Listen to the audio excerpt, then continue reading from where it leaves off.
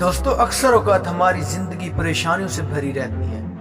ہماری زیادہ تر پریشانی اور ٹینشن یا سٹریس کی وجہ بھی ہم ہوتی ہیں۔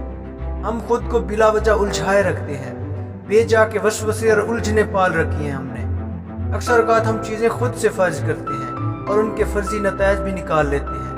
ہمارے اندر کی بیزاری اور اکتاہٹ کی وجہ کوئی دوسرا یا تیسرا نہیں بلکہ ہم خود ہی ہیں، کیونکہ ہم خوابی دنیا میں جی رہے ہیں۔ جب ہم حقیقت سے نظریں چراتے ہیں تو ہم بیزار ہو جاتے ہیں۔ Don't stuck your mind with those things you can't understand۔ ہماری سوچ ہمارے تابع جبکہ ہمارا جسم ہماری سوچ کے تابع ہے۔ ہم اپنی سوچ کا رخ جہاں مرضی چاہیں موڑ سکتے ہیں۔ مایوسی اور امید دونوں ہمارے سامنے موجود ہیں۔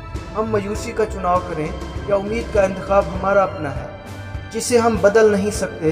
اسے سوچنا صرف وقت کا ضیاع ہے۔ انسان کے ہاتھ میں کوشش مگر نتائج خدا کے ہاتھ میں ہے۔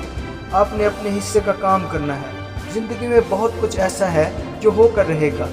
بہتر ہے اس ہونے کو قبول کر لیا جائے، ورنہ مایوسی اور ڈپریشن ہی مقدر بنے گا۔